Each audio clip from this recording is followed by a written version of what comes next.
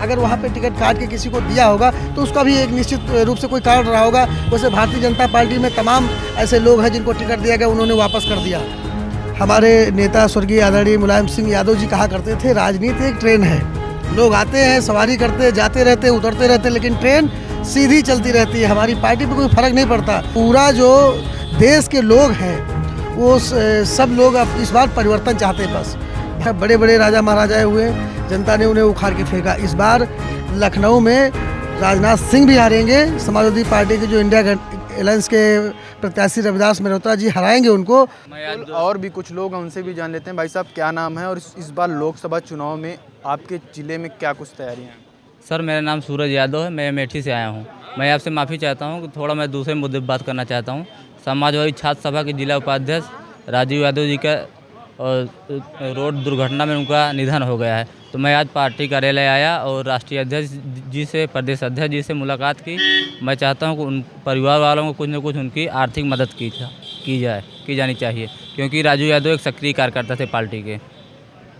लोकसभा चुनाव में क्या कुछ तैयारियां हैं? अमेठी की बात कर रहे हैं, अमेठी में स्मृति ईरानी हैं। अमेठी से अभी तक इंडिया गठबंधन का कोई प्रत्याशी आया नहीं है और इस बार स्मृति ईरानी हार जाएंगे और इंडिया जीतेगा। मगर अभी तक तो इंडिया गठबंधन में कोई प्रत्याशी नहीं उतारा है। 2-4 दिन में बहुत जल्दी प्रत्याशी आने वाला है अमेठी से जी। तो बिल्कुल ये समाजवादी कार्यकर्ता हैं, और भी समाजवादी कार्यकर्ता, उनसे भी बातचीत कर लेते हैं। भाई साहब, क्या नाम है और कहाँ से हैं? पहला सवाल। मेरा नाम प्रवेश कुमार यादव है, मैं लखनऊ से हूँ। अच्छा, लखनऊ में भाजपा की तरफ से राजनाथ सिंह हैं, इंडिया गठबंधन की तरफ से रविदास मेहरोत्रा हैं। क्या लग रहा है? बड़ी चुनौती है, क्योंकि 2 बार से सांसद रहे हैं राजनाथ सिंह और देश के रक्षा मंत्री भी हैं।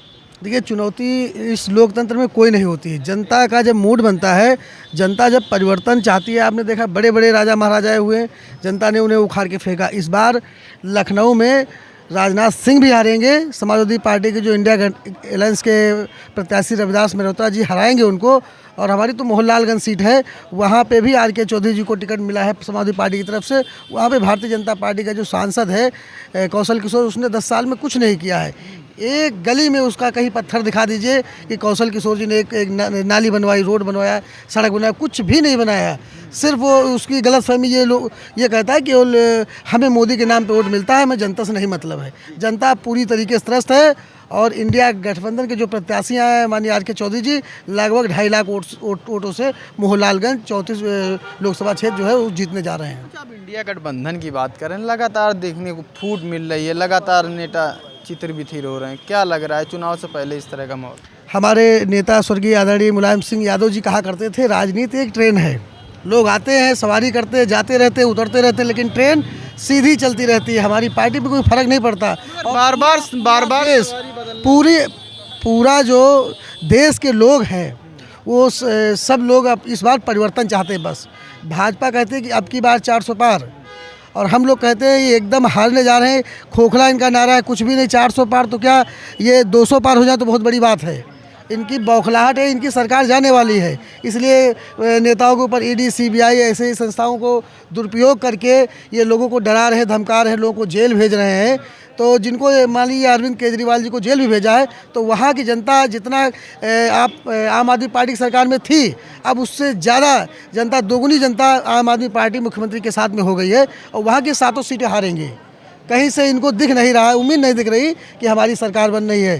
खैर, हम छोड़ो, वहाँ की बात नहीं करेंगे, लेकिन हम उत्तर प्रदेश की बात करते हैं। इनको इस बार 80 सीटों हम लोग हराएंगे। अच्छा, बीजेपी वाले कहते हैं कि जिला मुरादाबाद में एस.टी. हसन को पहले टिकट दिया गया, इसके बाद उनका टिकट काट दिया गया क्योंकि उनका तालमेल नहीं खा पा रहा है। देखिए, समाजवादी पार्टी के जो मुखिया हैं आदरणीय राष्ट्रीय अध्यक्ष श्री अखिलेश यादव जी हैं, वो क्या फ़ैसला लेते हैं, किसके ऊपर क्या फ़ैसला लेते हैं और किन परिस्थितियों पे लेते हैं, हम लोग उस पर नहीं कुछ कहना चाहते। लेकिन हम लोग की जहाँ जिम्मेदारी है, जहाँ पे जो जिम्मेदारी मिली है, उस जिम्मेदारी को हम लोग बखूबी निभा रहे हैं। अगर वहाँ पे टिकट काट के किसी को दिया होगा तो उसका भी एक निश्चित रूप से कोई कारण रहा होगा। वैसे भारतीय जनता पार्टी में तमाम ऐसे लोग हैं जिनको टिकट दिया गया, उन्होंने वापस कर दिया।